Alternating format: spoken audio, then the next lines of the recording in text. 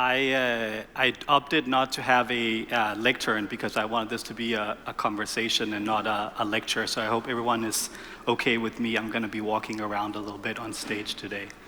I'm super excited to be here. I'm very excited to be in Tallinn for the first time. Tallinn, who is the city that really taught us what digital resilience looks like, what coming back from malicious cyber attacks look like. And for me, being here with you, I'm really excited to, in the next 15 minutes, essentially share with you what we're seeing at Microsoft in terms of cyber threats, in terms of adversarial AI, and then hopefully have a conversation about, together, what we can do about it. Because with this much geopolitical uncertainty, we need more digital stability, we need more digital resilience. Here's the problem. Since the Russian invasion of Ukraine, we've seen an uptick in cyber operations in NATO countries by 668%. 668%. We're in a totally new world in terms of technology. We're seeing rapid advances of AI driving tremendous benefits for people, but also, unfortunately, rapidly evolving the threat landscape, creating new and emerging threats. Why should you pay attention to what I'm saying? I lead cyber and AI policy globally for Microsoft. Essentially, what that means is my job is at the intersection of trust and technology. We work with governments, with industry, with civil society around the world to essentially ensure a secure and resilient AI future. That's my job. Thankfully, I worked in a huge organization that have access to 84 trillion daily security signals. We call that telemetry, with more than 34,000 full-time security engineers working around the clock to track more than 1,600 what we call threat actors, nation-state-sponsored threat actors, cyber-criminal organizations. But you should really care because this talk is going to be about you. How many in here work for government? Raise your hand. How many in here works for private sector industry, particularly tech? Raise your hand, please. How many in here works for academia, education? Those are the top 3 most targeted organizations in the world. Here's the really important question. How many in here went karaokeing last night? While you were karaokeing last night, between then and now, Microsoft defended 600 million potential intrusions against all our platforms, 600 million cyber attacks. In the past week, we will have blocked close to 900 million phishing emails to all our customers. Yesterday at the presidential dinner, President Kars talked about education and the importance of future and all the amazing work that Estonia is doing around AI education, starting from elementary school onwards. The number 2 most targeted sector by nation-state-sponsored threat actors is research, academia, and education. So this is critical if we want to deliver the future promises of AI to get this right. In October, every year, Microsoft publishes our annual Digital Defense Report. It's a report where we share all the things that we're learning, things that we're seeing. We highlight some of the operations or tactics that threat actors are using. We talk about how organizations can protect themselves. It will be out next week, and I will share a link up in the back of the screen with you on how you can access it. But I wanted to give you all a little preview ahead of next week's release of what we're seeing. So for nation-state-sponsored threat actors, Chinese state-sponsored threat actors continue to scale global espionage campaigns in the US, but also in East and Southeast Asian countries, particularly targeting Thailand, Taiwan, Korea, and Japan, as well as Philippines. Iranian threat actors, unsurprisingly, mainly target Israeli, US, and UAE targets, and are increasingly leveraging AI for information and influence operations. North Korean threat actors, we have seen a huge spike in remote IT worker fraud, essentially attempting to generate revenue for the regime. And finally, Russian state-sponsored threat actors. Can anyone guess which country is the highest targeted country in the world by Russian state-sponsored threat actors? Say it out loud. Guessed right. Number 2, UK. Number 3, the US. And it's not just state-sponsored threat actors that are getting increasingly more sophisticated. We are unfortunately seeing cyber mercenaries provided tools on the black market for sale for ransomware as a service, for malware as a service, tools for leveraging AI to attack, and for evading AI safety and security guardrails.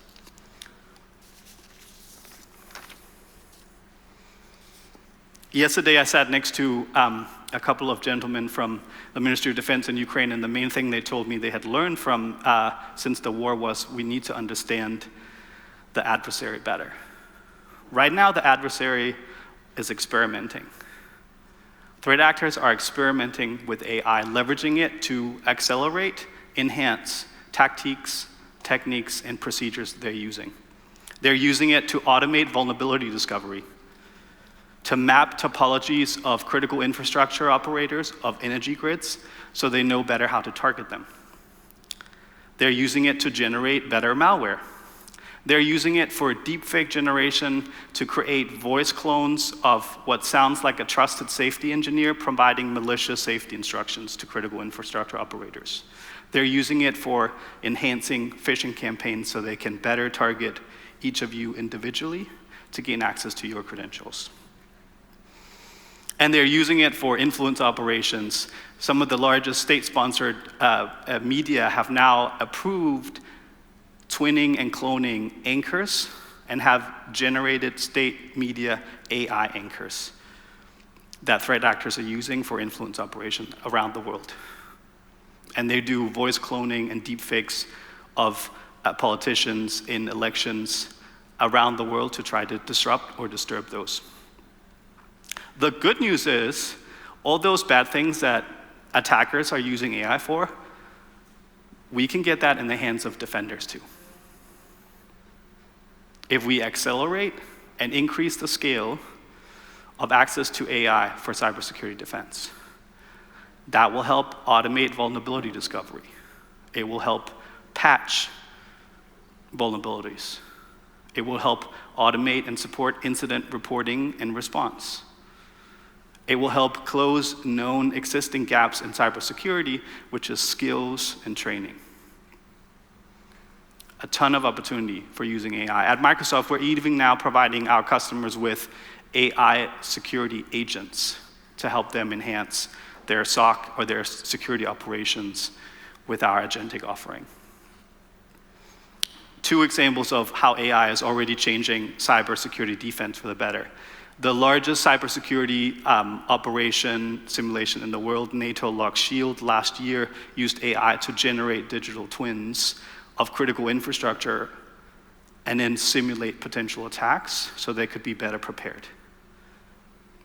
This year, Microsoft, over the last 2 years, have sponsored a exercise, the AI Cybersecurity Challenge that's run out of DARPA in the US, that we saw this year at DEF CON, where the finalist teams have analyzed 54 million lines of code with AI systems across open source software.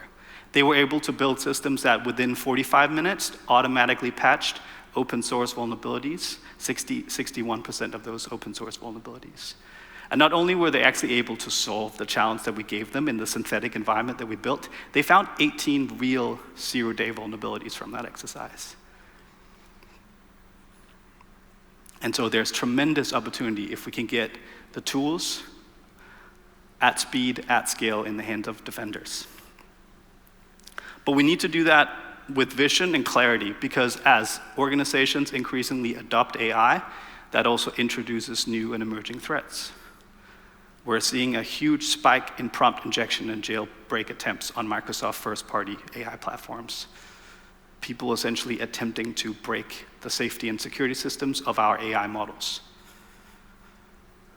We have publicized information around threat actors that are intentionally creating fake document GitHub repos so that they in future are used for training of AI frontier models and can introduce potential backdoors. And so we need to stay vigilant as we accelerate AI for defenders. All of that, though, is just the top of the pyramid. The top of the pyramid. Because we can't defend AI with AI. We can't fight fire with fire if someone running a trusted system has password as their password. It doesn't work. 50% of the intrusions that we see that are successful use what we call low IQ entry points. Known weaknesses or vulnerabilities in web access, stolen credentials, password spray attacks that work because someone clicked the link. Someone had password as password.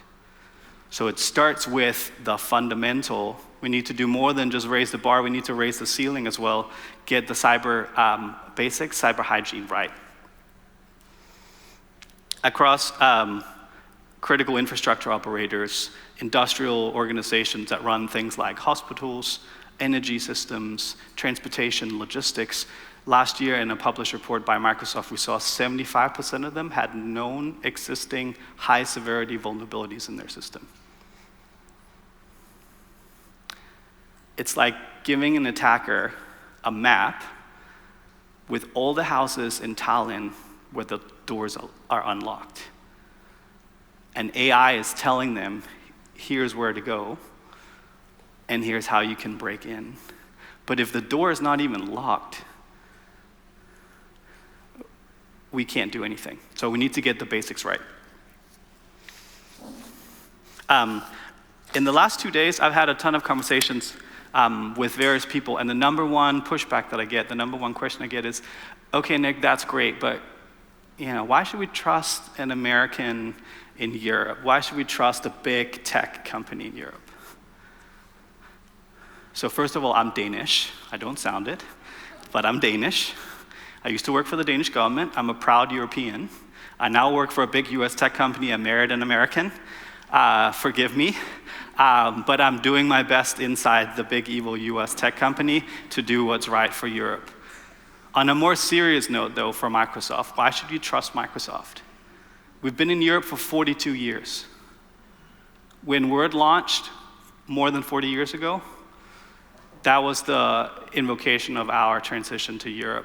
It launched after in the US, it launched in Germany and in France, using German and French in Word. How many in here use Word every day in your work? Everyone.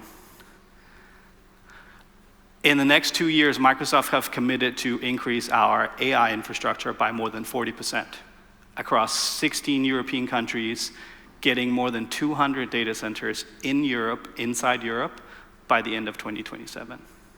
That's the first reason why you should trust us. We're committed, we have been committed, we've remained committed to Europe.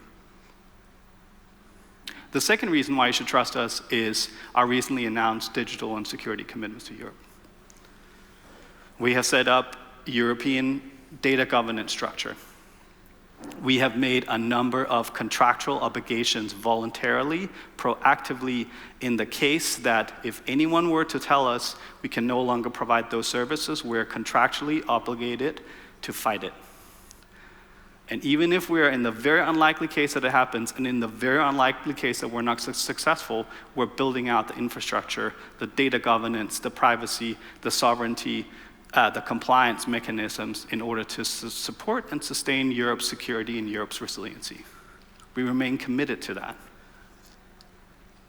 We have built sovereign public cloud offerings, sovereign private cloud offerings for those systems that maybe require air-gapped or hybrid environments.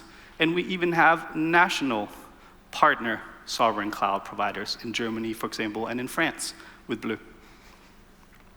And then finally, the third reason why you should trust us, our security commitments. The 84 trillion daily signals that we use to protect our customers. The 34,000 security engineers that work around the clock, around the world, right now to protect all of you, all of us. But also the government security program and European security programs we have committed to, increasing threat intelligence sharing, enhancing AI use for cybersecurity defense, increasing our reporting and threat sharing with government partners around the world. If you're already a government security partner, you will automatically get enhanced benefits in our new European security program. If you're not a government security partner, send me an email and we'll get you up to speed right away. It's critical. Because I think at Microsoft we understand trust is critical, but we also get it, security is a team sport. So we need to raise the floor, make sure we get the hygiene right. No using password for password, please. Get the basics right. Multi-factor authentication blocks most attempts for identity attacks. Make sure you have cybersecurity training. I know they're not that sexy. We do them every year too. Follow them, they matter, people matter. But then we also need to raise the bar.